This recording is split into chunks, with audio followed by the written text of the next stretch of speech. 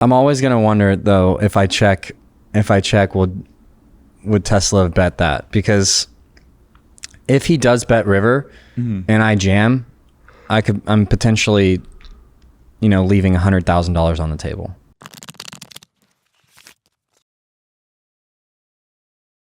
I think I'm on day 11. Get some beers and day 11 of 500.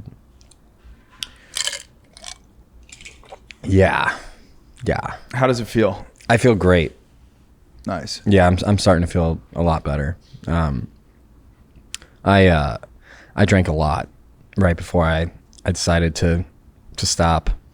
And I was going down a dark path, I think. The governor was starting. The governor was off. I had like no control. I was just drinking way too many drinks per night. Three nights a week kind of thing. What was the number that you were creeping up to? With cocktails or yeah, with just like total drinks over the course of the night. The last night I drank probably 14, 13. Yeah. I woke up and a few times in my life it's happened where like it's like a switch goes off. Yeah. And I know, and I can feel it. I can't do this anymore. Where I've woken up plenty of times hungover and been like, oh, I'm done drinking, or I'm over it. But like deep down, I know I'm not. Yeah. And as soon as I feel good again, like in a week, I have another cocktail. This time I woke up and it was a switch. I was like, yeah, I knew it deep down. And the next week, which was this past weekend, I went out with some friends and I had zero desire to drink. We had dinner. Then one of them bought like a table at a club, and I wasn't going to deny myself any like social interaction. So I was like, yeah, sure, I'll go. They bought bottles, had zero desire to drink at all.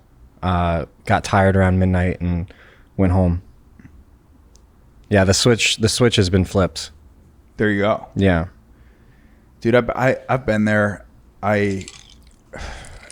Like I said, I take a month or two off every year from the sauce and just kind of take a step back and try to not drink for a little bit and see how I feel. And I feel like for me, like the longest I've done in my adult life was like 45 days. And that seems to be like a pretty good number for me, because by the time I get to like 45, I'm like, I feel pretty good and I'm like kind of ready to get back into it. Yeah. Dude, a year is tough, man, because there's so much can happen in a year. I mean, you got to go through Christmas, Thanksgiving, your birthday, I'm not doing a year. Town. I'm doing almost a year and a half. Yeah, so you're going to go through 2 Christmases dead sober. 2 birthdays, I think. No, 1 birthday. January 14th, 2027 is my 500-day mark. January 14th, 2027. Yeah. So you got to go through New Year's. 2 New Years. 2 New Years. Ugh. But this time feels different. Like the other times where I've, told myself I wasn't going to drink for a certain amount of time or take time off, I always felt like I was kind of going to miss out on certain things, or I was concerned about going out or being social because of the temptation of drinking or doing party favors. This time feels different. Like I don't have any concern with going out and just being sober. I think you can just do both. Yeah, I mean, this is what I've kind of noticed with people that take a month off or a year off. I have noticed that people who take a month off drinking, when you go back to it, there's actually a very common misconception. I've looked this up online. There is something that people would always say to me, which is like, oh, when you take a month off, you're just going to go back to it and you're going to hit it harder. All the evidence actually points in the complete opposite direction. There's like, if you take a month off the sauce. That's how it is on The Biggest Loser. Statistically, people, yeah, but this is not The Biggest Loser. Yeah, those are fatties, dude. Fatties are problematic. Now, if you like take a month off, when you come back to it, statistically, you're going to drink less than when you drank before. But I've found that people who take a year off, when you go back into it, you just kind of tend to not drink at all. Like people who take a year off, in some cases, shut it down forever. Yeah. Like that's what happened with, that wouldn't be the worst thing. That's what happened with like Chris Williamson and people like that as you get to a year and you just go, fuck it, I'm done. Yeah, he's kind of like part of the inspiration. He said he did 500 days. So it seems like an extremely difficult challenge to do 500 days when you're someone that's in like the nightlife scene or have like a social life. I mean, dude, the field like that we're in changes it. Like, for example, if I wasn't in stand-up, there would be pretty much no reason to drink on a Wednesday, but I'm at Rocky's and I'm on the show. We got a tab. Yeah, half your pay is a free beer. So like, half your pay is a free beer because Brandon only pays $10. I'm sorry, it's a free bar show. Brandon. And Dean way overpaid a bunch of the comics, and I'm just gonna pay people out of my pocket. Wait, this week. Dean paid the comics? It wasn't supposed to. He just like, hey, Bubba, I gave 2 comics $20 each. And I was like, did you tip the bartender? He's like, I was supposed to do that. I was like, it was in the message. And I was like, all right, it's fine. So you just got back from your sister's engagement party. It was a pretty insane, like 4 weeks being back home because it was weekend 1, right? I fly in. I did Laugh Boston the first week that I was there. How'd that go? It was great, but if I'm being completely honest, it was kind of like it was a wake-up call for sure in a lot of ways.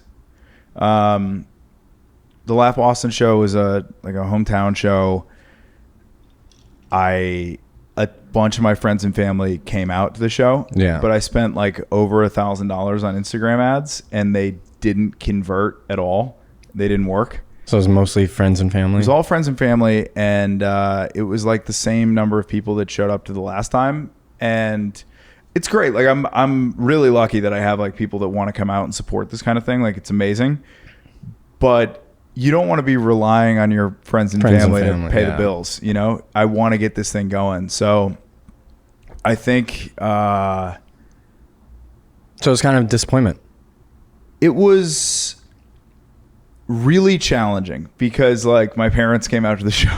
So there was a moment in the show where I'm talking about stuff that like I normally wouldn't even want my parents to hear this, but my parents decided to sit front and center. Oh, yeah. So they sat in the second row, and the way Laugh Boston sets the room up, they light the audience so you can see and make eye contact with everyone that's in the crowd. And you're talking about your dick. Dude, I'm making like direct eye contact with my parents while I'm doing this. But there was like one moment in the show where like literally the Monday before I flew out, I did a show and I met Matt McCusker doing like a Monday spot, and he was asking me how's it going, and I'm like, I'm doing this Laugh Boston show and I'm really nervous because I'm like I'm gonna get there, and I don't really perform in front of my parents that much. It's really hard, and I just wrote this bit about accidentally jerking off to gay porn, and he's like, yeah, that's it.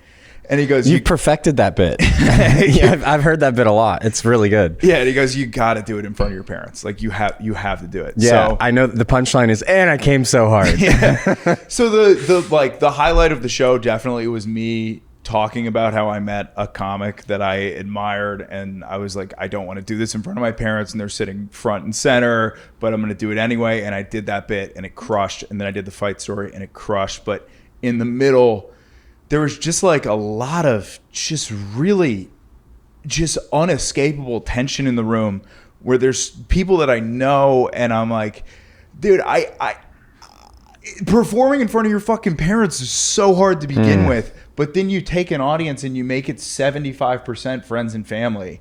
It's impossible. Well, I think too, because I used to run a show back home in my dad's barbershop, and it was cool. And then one time, same thing, no tickets sell around Christmas time, and it's a show of only my family. And when they've seen you before too, like it's friends and family that have seen you before, it feels a little make-a-wishy. Because yeah, dude, they're laughing. It's like you're doing great. Yeah, and it's like I know you've heard this bit. But I have to fill the time because it's a longer set. And you're doing a bit that it feels a little cringe. Because no one's gonna give an honest opinion when it's friends. They're all gonna be like, "Great job, yeah, you're doing good." Yeah, bro. Not like a real audience can be like, "I didn't like that." Some people are gonna love it. Like, oh, dude. So this was fucking brutal. So the day after the Laugh Boston show, we have my friend Tim's wedding down in Cape Cod. So we all drive down, and it's like my 6 closest friends from home. We're all always invited to each other's weddings, and we're always sharing a hotel or an Airbnb or something. And so at the welcome, a lot of my friends had driven up, gone to the show, and then we'd gone and partied after.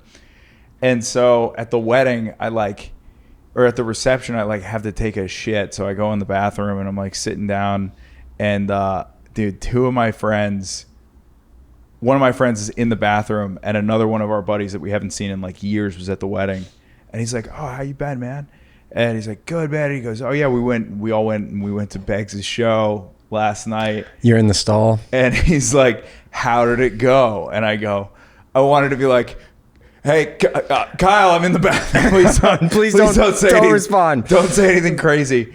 So I'm sitting in there, and he's like, "Yeah, man." He's like, "I feel like Joe did pretty good, but the show was just okay because it was everyone we've known our entire lives in there, and Joe's parents were there, and it was super awkward, and it was like a pretty good time, but I would say the show was okay." And I'm like, That's and I just came out of the bathroom. I'm like, "Sup, boys?" And he's like, "Oh," and I go, "I would agree with that review 100%. Still a little rough to hear it out loud. I mean, goddamn." But dude, it was a wake up call where like, then we go out after the wedding. God, it would have been so good if he was like, "You fucking sucked." Dude, fuck that guy. I know we've been friends a long time, but he's the worst. How do we tell him to quit, dude? I wish he could just hear that he needs to quit. And then you come out of the so that would have been way better. Dude, so do you ever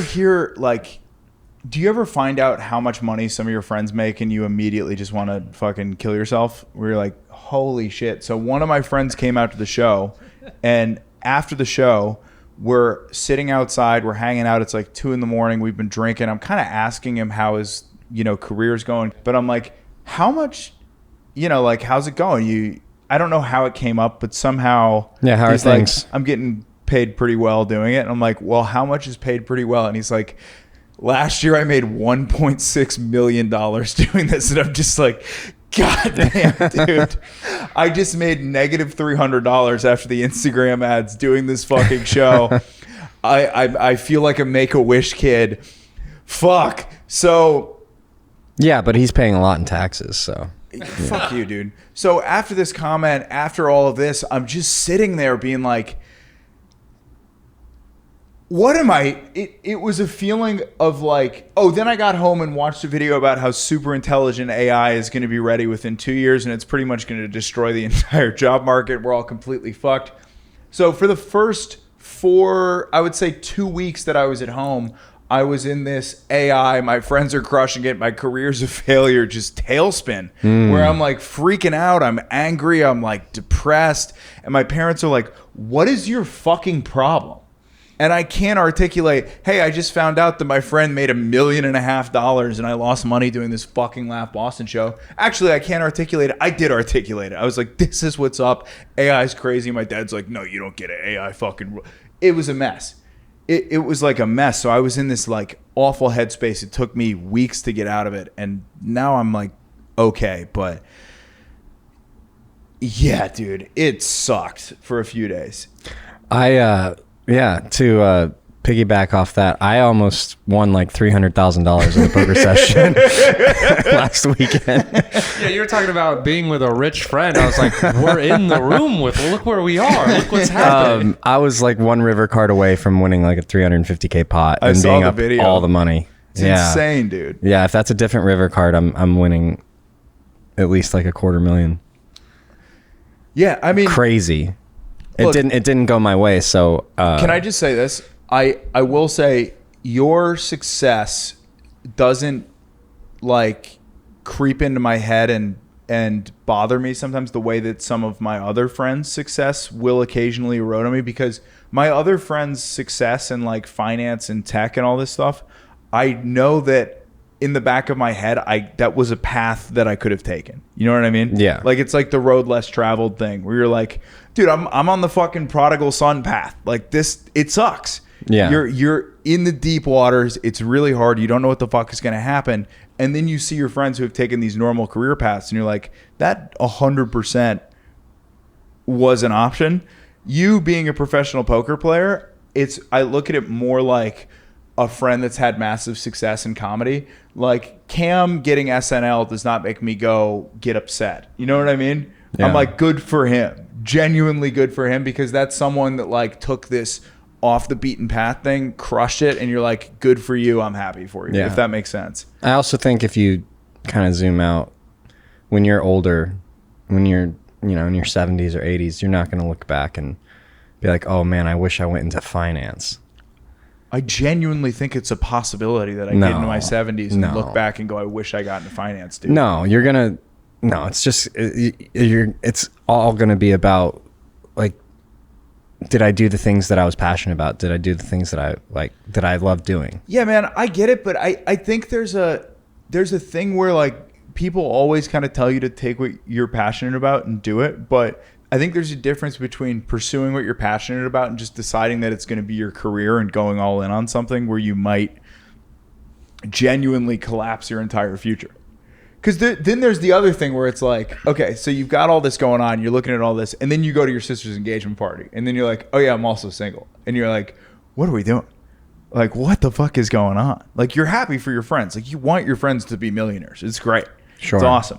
You want your friends to come to the Laugh Boston show. You want your sister to get engaged. But you're like, So, but I mean, are you doing comedy for the money? No, but I would like to not like have a roommate. I would like to be able to pay my rent. I would like to be able to, you know, be able to afford a life with like kids and a family. I want to do comedy, but I don't want to make fucking $30,000 next year. Yeah, you picked an industry where it's a very, very, very small percentage of people that do well financially. Yeah. I think there's also like, in a good way too, you don't have a day job right now. You could, like, if you wanted a family or these things, you could go get a day. I mean, we have a bunch of friends. I mean, Dave J, like guys that have families and do comedy. So there's that. You know what I mean? It's not. Yeah. It's tough because you're getting the luxury of not working, and then your job is this like goofy thing we do at night, and you're able to like be scraping enough right now to get by with it, which is cool, but you don't have a job. You know what I mean? It's like there's very few people in life that get to do that. Yeah, so I set it up a little bit different where I did work full-time in tech for like 6 years, which was great. But you kind of look at what's happening in your life. And the first Laugh Boston show that I did was right after I quit my full-time job. Yeah.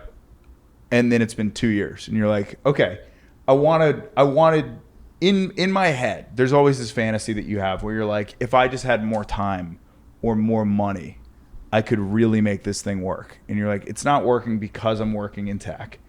I need more time during the day to focus on stand-up, to do all this stuff. And then you're like, holy fuck, it's been 2 years. Mm-hmm. And we're kind of, things have without a doubt improved a lot over the last 2 years. Built out Hidalgo, built the Don't Tell thing. Yeah. Things are going good. We've got this podcast, live beta's going. We're fucking doing it. We're doing it. But it's a lot slower than you'd think. And you're like, yeah, how's our revenue? Holy fuck. On the podcast, what are we getting? Well, I can tell you the profit is currently negative $200 an episode. Great business model. But yeah, it's just it's like, it's the road you picked, but it's fucking scary, man. It's like, it's terrifying. Yeah, you picked a career that you're passionate about. So there's not gonna be a lot of financial reward in that for a very long time. I mean, I've been in poker for 17 years, and I spent more than half of that completely dependent on other people to keep putting me in the game. Yeah, I was broke most of the time. I spent the majority of the first 6-7 years just dead broke.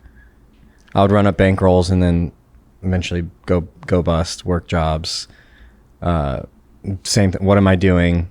You know, all these questions. What are we fucking doing? Each time I zoomed out, I was playing a game that I loved like every day. Like that was the reward. Like that, you know, mm-hmm. it wasn't wasted time. It was all time getting better and mastering, or trying to master, what I'm passionate about. I think the difference is comedy takes 10 minutes sometimes, and poker takes all day. All day, yeah. So realistically, now that the road is built, you know what I mean? Now that I've kind of got everything set up, I kind of like could go back to work. And or you could spend more time writing. I have been spending a lot of time writing. It's been helping a lot, for sure. Yeah. But man, I mean, dude, the thing is, I was there's a great podcast episode. It's like the only time Louis C.K. went on WTF, and he talks about how in the 80s comedy boom, New York was insane with stand-up, and he's talking about how every club in the city paid $50 a spot in the 80s, which is crazy because you actually make less money doing club spots on a night than you do in the 80s, which is unacceptable. But you're running around, you're making $50 a spot. And he was talking about how he was like, he's like 20 years old and he's living in the Greenwich Village and he's making $500 in cash every single night doing stand-up. And then the 90s come and all these places close. And all of a sudden you can't make a living doing stand-up in the city. And you're just trying to figure it out. And you're like, what the fuck is happening? And then he talks about how SNL did a massive shakeup. And they fired half their cast and they brought in like 10 new people. And it was like everyone from his cast, like everyone from his era, like the Sarah Silvermans and I forget who the other, like the Todd Barrys of the world. And he doesn't get on. He doesn't get the job at SNL. And he's like having the same thoughts where it's like, what the fuck am I doing? How are we going to do this? The scary thing is like, that's a thought that Louis C.K. had. That's a thought that you had. That's also a thought that every hack who tried to make it in stand-up and didn't have a shot thought. So you're like, you don't know which one of these paths you're on. It's terrifying. Yeah. And the reality of the situation, what I've come to accept, is nothing that anyone can say to you will make it not scary. It is scary. Sure. It's a terrifying thing. Yeah, I remember a lot of talks with myself and over the last decade when I was close to broke and playing poker 10 hours a day, every day, of, those thoughts creep in. But eventually I would come to the same conclusion every time, is I'm spending the majority of my life doing something I'm passionate about, something that I love doing. And so even if there's no like the negativity, the thought of like, there is no pot of gold at the end of the road, like there is no, I'm not going to like financially succeed at this. Mm-hmm. I was okay with that because I was spending all of my time doing something you like doing something I love.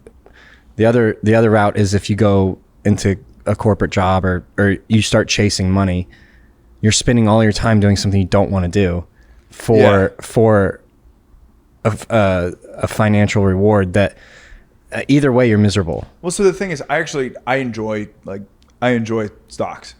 I have a good time with that type of stuff. I'm into it. I like it. And I'm not bad at it, but I've made some really dumb mistakes. If we want to have a great episode, if we want to do maybe the most depressing episode that we can do, we can go over Joe's sells in his Robinhood account in 2017 when I decided to quit my job and go to Europe. I sold $8,000 in stock, which was all like Apple, Tesla, Chipotle. It ended up being perfect timing, $100,000 worth of stuff. But the thing is, there was one conversation that actually made me feel kind of better about this, which was like actually with Brandon's roommate Dale. We're sitting there at Bianca's birthday party, and Dale, I think, just kind of picked up on something, which is I didn't realize like how just perceptive that dude is. But he's like, "What's going on with you, man?" And I'm like, "I don't know, dog. I've kind of like been in my own head like lately, and Mm-hmm. I was already in my own head before I went on this trip, and then I got even further into it." But he goes, "Dude," he goes, "You're a great comic, and there's nothing that gets in the way of funniness like being afraid. Like the fear destroys stand-up more than anything else, and you gotta just kind of believe." Yeah. Like, because if you don't, it's going to destroy you. And I'm definitely paraphrasing. I actually wrote down exactly what he said somewhere, but I don't have it on me. And I felt so much better after this. And I'm like, what a great point, because I've thought this before. Where I'm like, dude, all this like fear and anxiety about the business, like it's inevitable you're going to have it. But like, if you're walking around all day going, how am I going to pay rent? What's going on? What's going to happen in 10 years? Nothing will suck the funny out of you like that. Absolutely. Yeah. And nothing will make you play bad at poker, like being like, oh my God, I need this fucking money from this hand. Yeah. I mean, the two things that I would take from our conversations, including this one today, is one, you don't sound grateful at all. Mm-hmm. And two, you sound like you're not, you don't think you, like where you're at is not where you think you should be. Yes. And so those two things need to be completely flipped on their head. You're exactly where you're at. You're exactly where you're supposed to be, and you need to start being grateful for it. It's a great point. Yeah, because that was that's you should live there, and then I think that will put you on a path to where you want to go. Because this other shit of like not being grateful for where you're at and wishing you were somewhere else in your career doesn't do anything. I don't know if it's wishing. I think it's just like a genuine like, oh fuck, this is what's happening. This is scary. It's just kind of where it's at. But I agree. Like the moment of it's your friends. Yeah. And it's your friends and family at your show, and you're like, okay, this is not ideal. Still, like 80 of my closest friends and family decided to spend $40 to come see me. Yeah, but which is an amazing so thing. Gratitude, and then accepting all the responsibility that I mean, it's not your fault, but it's accepting the like that it's on you. Like, you got to do better. You got to do better. You got to be better. Like it's not other people's fault that people didn't show up to the show. This is good to hear, because it's kind of the path that I started to take towards the end, where I'm glad it's personal responsibility. Like it's your it's on you. I'm glad that I went home for so long, because it was like I had to have some time away from the stand-up to just let myself come back every day, you know, where I was like, okay, I'm kind of bugging out. And then I went so deep down into the rabbit hole where I started bugging out about things that you truly have no control about, like the AI stuff, where you're like, this is freaking me out. And I went so deep into it. And then I was like, okay, by the end of it, I was like, this is actually kind of nice. I'm in a place where I can go home. And to your point, it's like, I can go home and just stay with my parents for a month. Things actually go off the rails. You know what I mean? That's not an option that everybody has. So it's good. I would take that trip as motivation to kill harder. Yeah. You need to crush harder. Well, I got off the plane yesterday and I did 2 sets. I did 25 minutes of stand up last night after fucking getting up at 5 a.m. Nice. We're in, baby. Next year, your goal, the goal should be that you don't have room for your friends and family. Yeah, because I was thinking about this and I'm like, one thing that I've done awesome over the last year is I've built Hidalgo and Don't Tell up into something way better than it was. But I need to build this fucking guy. Yeah. Because my ability to sell tickets as Joe Begley has not changed. It's actually gotten worse over the last 2 years. We got to fix that. Yeah. So let's fucking fix it. Let's go. Do you want to go into this hand? Let's go into the hand, baby. Also, sorry for breaking your driver. It's okay. Do you want me to give a little context to this? Okay, so this is the Tesla game. Tesla's a live stream player at the lodge who made a big disruption last year. Some of the best action on the planet that we've seen in live stream poker. He came back to the lodge and I got a seat in the game and we decided to play big. Okay, so I think this is the biggest game I've played, and it's the most I've ever had of myself. So I think I took like 80% of myself in this game. What do you mean? So you only sold a 20% stake? Yeah, I only gave a few pieces out, and I kept all of it. Normally, what is most of it? What kind of percentages are you selling? Like in these size games, I would typically take like 60 50 to 60. But So you bumped it all the way up to 80. yeah, And you're with some very high rollers here. You're with Doug Polk and Nick Airball. Yeah, I took 80 of myself, and then I brought 130K to the game, and I put it all on the table. Holy fuck. Yeah, I don't think these spots come up very often in high stakes poker where the action is this good, and I decided to go for it. So I put 130 on the table. Real quick, Brandon. I start this hand with 179. It looks like, so I'm up like 50K. So you've been dealt 9-7 offsuit. Tell me a little bit about what's been going. This is obviously like a high stakes game. You're with a lot of very good players that are well known and have a lot of money. Tell me kind of, we're 3 hours and 21 minutes into the stream. What's been going down over the last 3 hours? Nick Airball was blasting early, and he was stuck over 100,000, and then he ended up winning a 3-way all-in with Doug and Tesla for a $480,000 pot. You say stuck, that means he lost 100K? He was down, yeah. Okay. And then he got it all back. I think Tesla is around even at this point. I'm not sure. I don't recall, but the Nick game is on during this hand, and who opened here?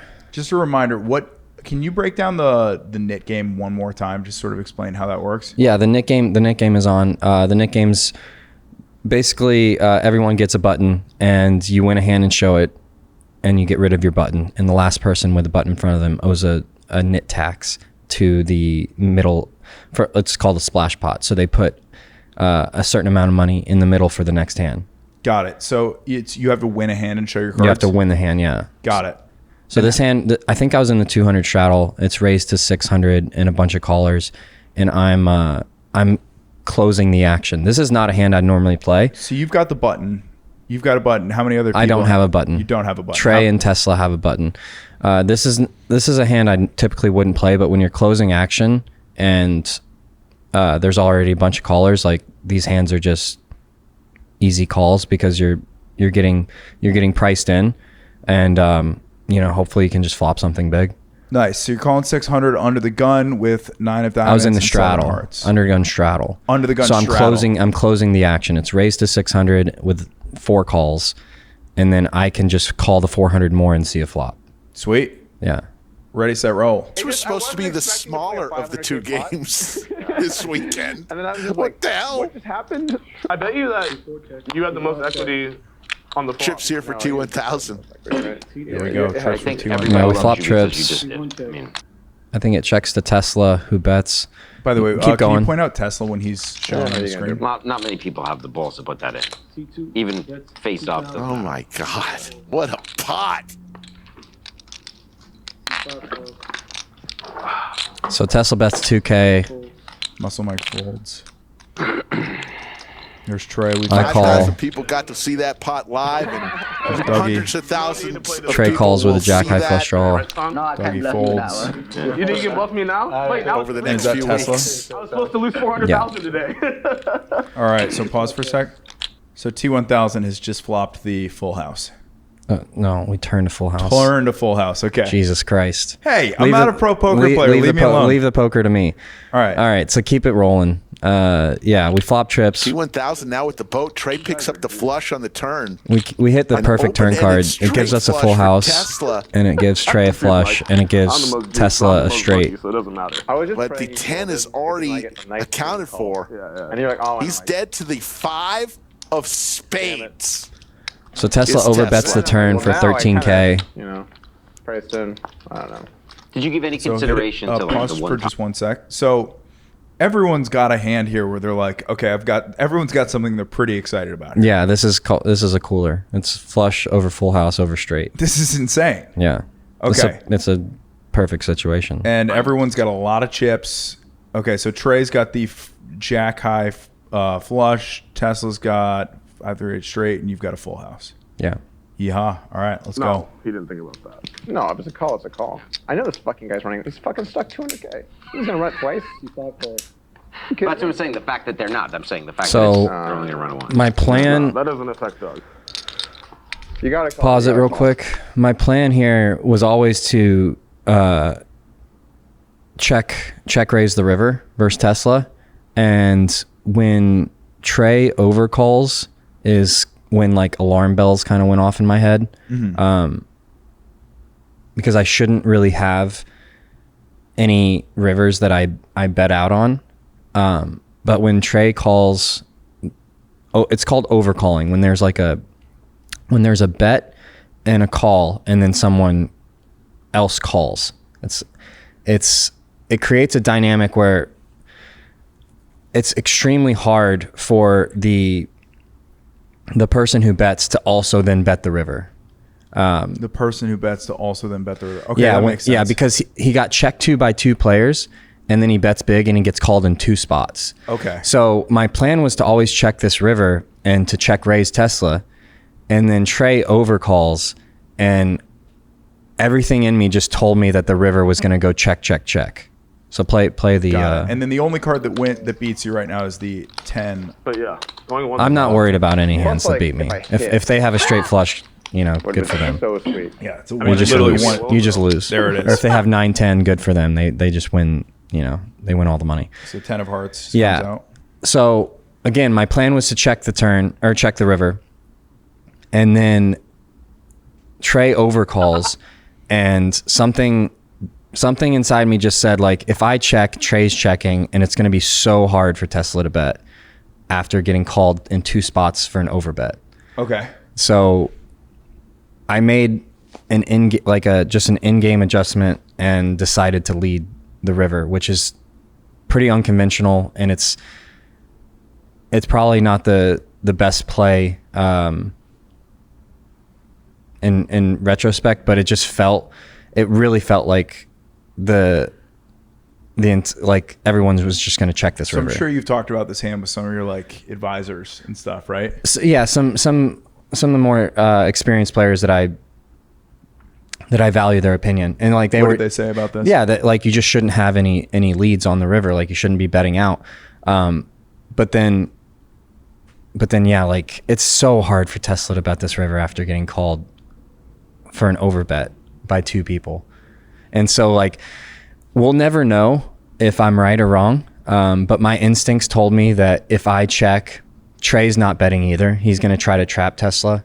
And my instincts told me that Tesla would just check behind. And so I thought my best chance of getting paid was to lead out for around the size of Trey's stack. And so I think you can play it. Wow. Yeah. No, you had him covered anyway. Tough river here for Tesla. When you're stuck 500. River's the straight, but T1000 had turned the boat. And Trey with the flush. What's going on here? Really grind it out with Everybody with a made hand. This is especially insane. not when I'm down 400,000. That was a crazy fucking spot. Well, at least we got some good So you're content, thinking right? actions to you. And really, at the end of the day, Muscle Mike it's all about- really it's all about is jacked. Holy Fun. shit. He's huge. content. We're here to play on stream and create content. Little This isn't TRT going there. Always. Right, everybody? No I hope comment. it is today. Usually it's not, but I hope today it is. It's so funny. For a moment there, I was like, man. I might finally You have a can winning fast day forward here. it like 6 minutes because I feel like Trey you just always get thinks off the bat. forever. Okay, so 3,400 to call. You can play it. Are you still in the hand too? It's 35,000. 35,000, sorry. Goddamn. Most people forget about me. It's all right. That was an innovation thing. It was a Maybe it would retardation. help if you told them what you were going to do. 30 seconds, Trey. 30 seconds.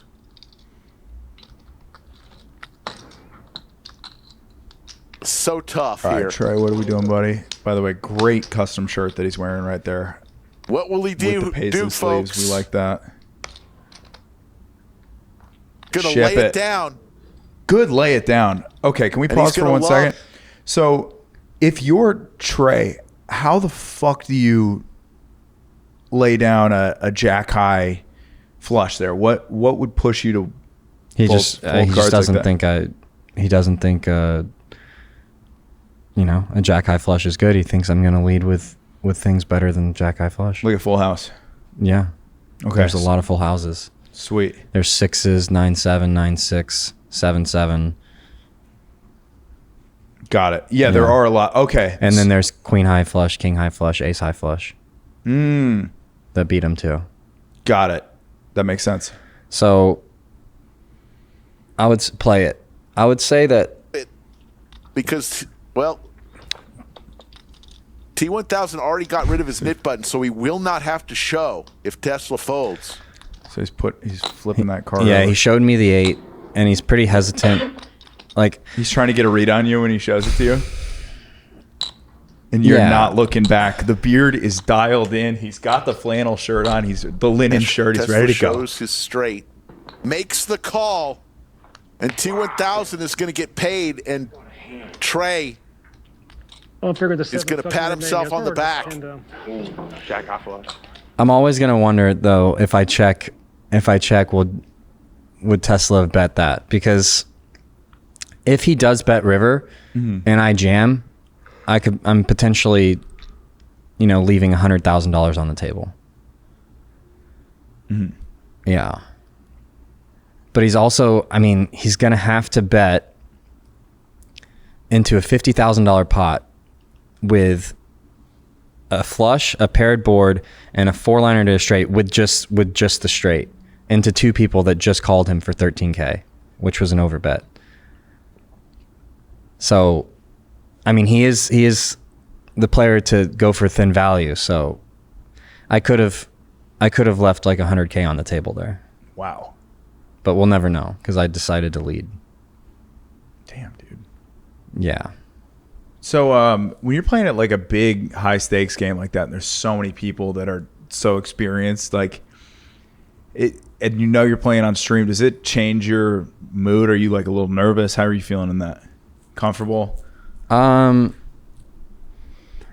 I've started playing bigger more frequently, so yeah, I'm getting to the point where I'm pretty comfortable. It's becoming more normalized to have, to play these bigger stacks and bigger blinds. Nice. It's just it's a repetition thing. The more you play it, the more you get comfortable. You look more comfortable. relaxed. You got the drop the book patch sewn on right there. There Yeah. you go. Or ironed on. So after that pot, I think I'm up like 120K for the session. And then if we fast forward to that next hand, oh, this is it.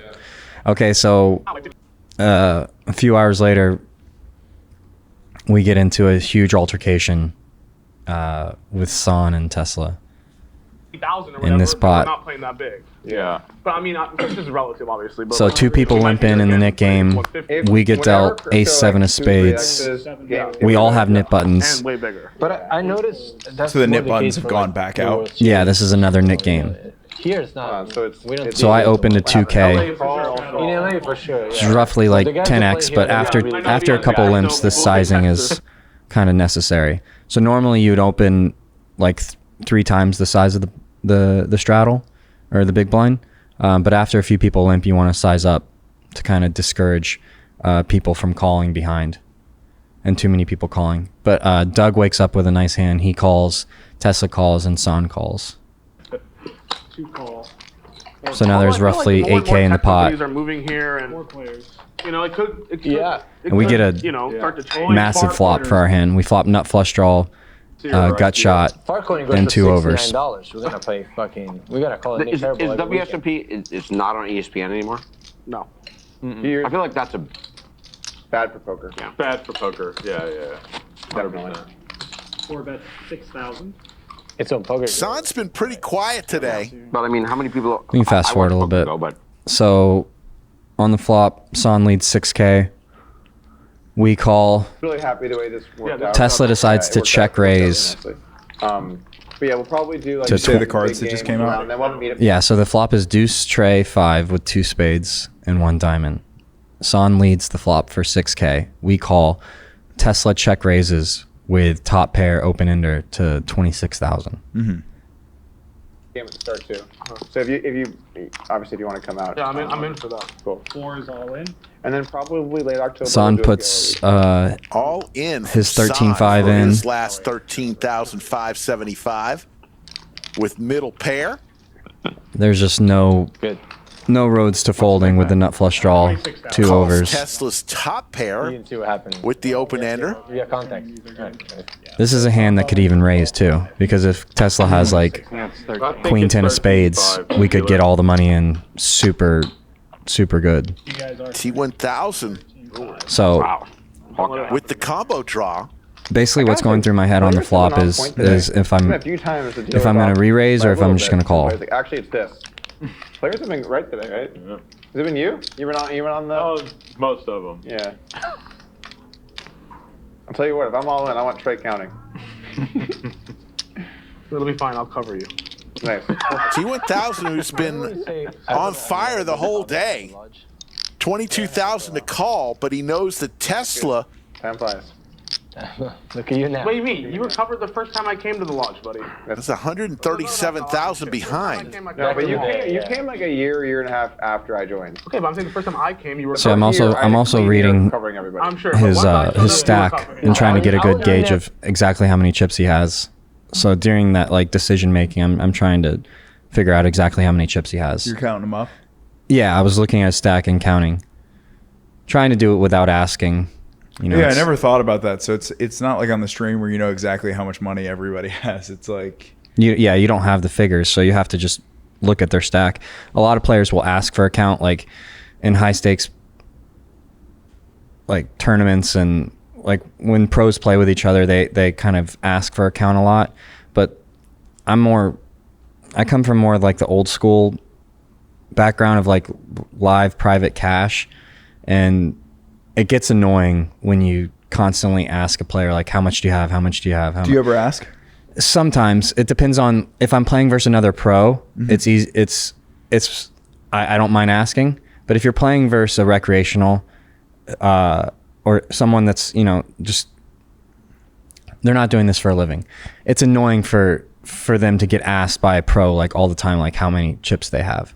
When the you can just look and kind of get a rough estimate. So I think it's a kind of an etiquette thing to kind of just take a look and gauge for yourself. Like there's old school episodes of high stakes poker where these young kids will like ask Doyle Brunson how many chips he has, and Doyle just like looks at him like, what the fuck are you at? Like, I'm not answering that question. Because you don't have to answer. Yeah. He'll just be like, these are my chips. You can look at them. Just stares right back at him. Yeah, like figure it out for yourself. Be covered. 100%. I came in and bought it for $1 million or something. 12, 5, 10. It's the first time I came. So there will be a side pot. Yeah, so I called 26K. 25,000. I was like, I'm never going to be covering. There's roughly As 25K in the side Son is pot. Shallow. Whoa. Tesla and T1000 will still have a chance to bet here. Remember that? There's 39, 40. There's roughly like 47,000 in the 48K in the main pot, and then there's 25K in the side pot. Yeah, And we get the Queen of Clubs turn. That was. That's one of those poker moments. Let's see what Tesla does. Now it's just depending I on don't think you think you're playing Tesla's better than bet sizing on the turn if I can continue or not. I swear to God. Gonna fire out 35,000. A little less than half size pot. And for 35,000, we cannot The fold. pressure on T1000. No limit, I'll take it serious. No, I think that's pretty good. But like when we're playing this, as you can tell, This is the most money I've ever paid for a flush draw on before the river. Yeah. So I've seen you play. you say you can't fold this, right? No, there's no folding. So explain why. It's 35K to win, 143K pot, plus what Tesla has behind is another 100K. So if I hit my card, I'm most likely gonna win Net. Tesla's entire stack. Yes. So it's like implied odds. Just you can't fold. So it's not just a straight up So I have 33% equity to win this hand. and the 33% equity is substantially more than because of the implied odds. It's enough equity to call 35K to win the size of the pot. Yeah. Now, when you see stuff like that, are you doing like the math in your head, or is this just like, It's just rough poker math. So like, let's say the pot is 30. do the rough poker math for sure. If the pot is 35,000 on the turn and he bets 35,000, then I don't have the right odds to call. Okay. because there's not enough out there. But with the pot being 100K, it's 108. I'm calling 35K to win 108,000 plus the chips behind. It's a profitable call every single time. 35 plus 108, so that's like 140, and 30 over 140 is like just under a quarter of it. So that's way less than 33%. Well, I'm getting laid 3-1 on a call right now. Yes. Plus the 100K behind, yeah. Level now. And the hands you're playing, the way that you're playing them, I don't know. Maybe. So you're saying after he won all of the money, Tesla's setting himself up for possible a river jam. Basic So when poker you, math. yeah, when you get when you're getting laid 3-1, you need 25% equity.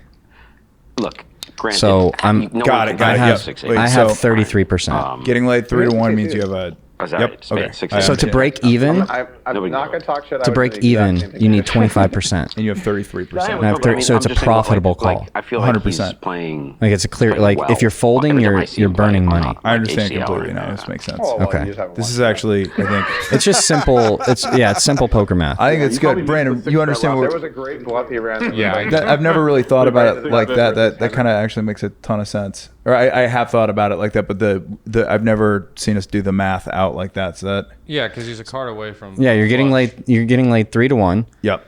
So 75, like if you lose a hand 75% of the time and you win 25% of the time, you break dead even. Yeah. But We're so this you're is ahead. this is a profitable call on the Profitable turn call. Then I went in the down in the long with run. King, But Queen. there's Did you see that? tons of that short-term was variance as we're about to see. Kings. But even It the went like bluff. this. He opened button. I 3-bet. Rampage 4-bet. He 5-bet. I 6-bet 80,000. Rampage folded. He called. We're playing 400K, 300K deep. What's going on here? Do you know that you're going to call? I continue 75,000. He shoved Yeah. 300. But like, bro, I'm- let me bluff it off. I'm just taking my time. It's All one of the three biggest pots players I've ever with played in my their life. buttons. So I'm gonna just What did he have? And there's the call take the take my from time. T1000. Big pot. Brewing. Will Tesla fire on the river? 10 suited that, you know, The ace gets there. Tesla Yeah, that was after the 5. That's why I was steaming. with the wheel. Okay, so again, do you think he has two pair here, or what's going through your head? Yeah, I mean there's lots of sets. There's lots of 2-pair, 5-3, 5 deuce. There's lots of 4-5, 3-4, 6-4s, the flop nuts.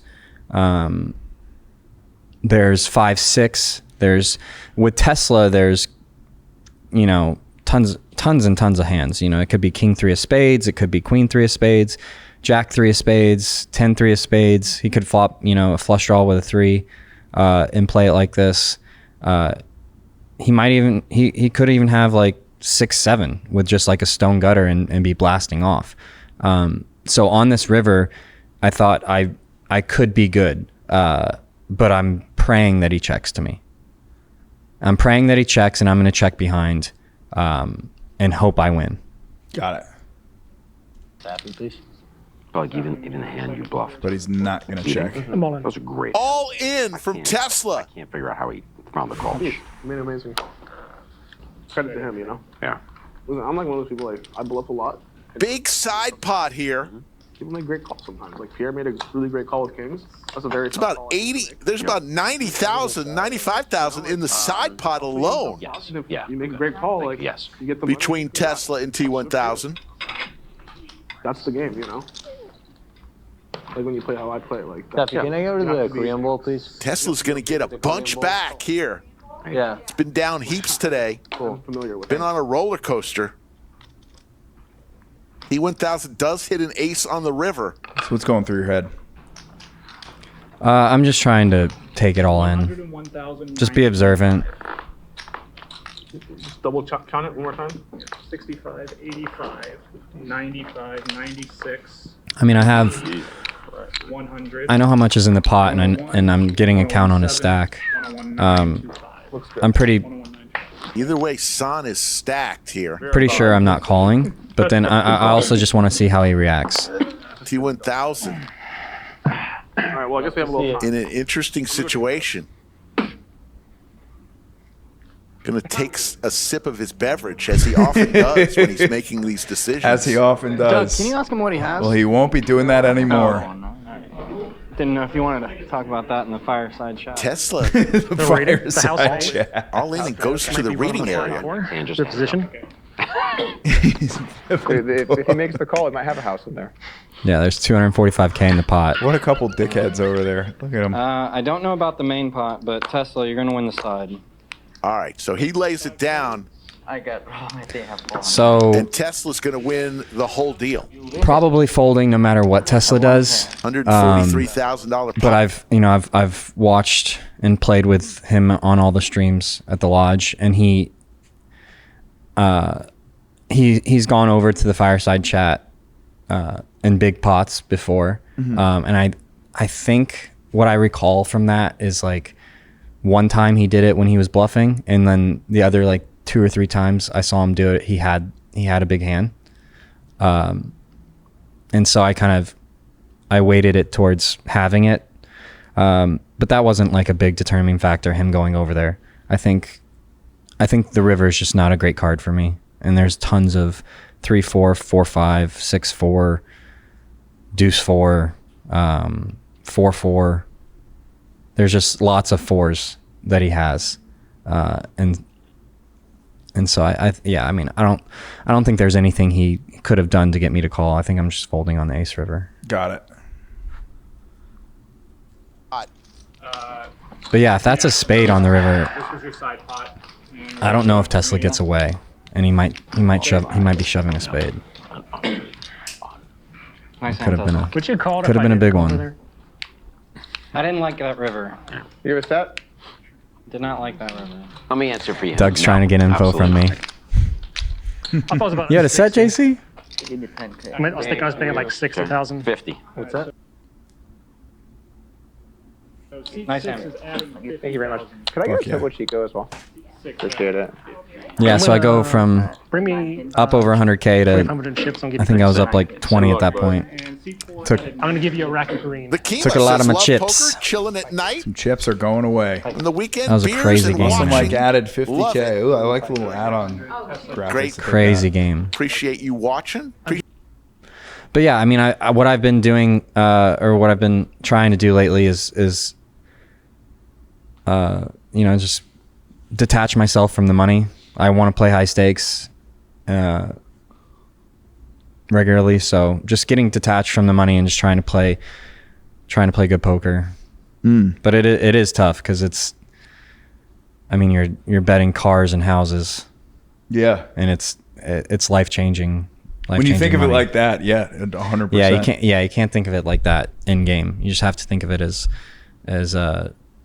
Maddie told me, betting units. They're just betting units. They're just betting units. It's not your life. They're just betting units. Yeah. I gotta take a little break. All right. I think we're basically at time, right? Yeah? Yeah, we're like at an hour. Yeah, we're at an hour. Okay, great. Yeah. Perfect. We did it. Hell yeah.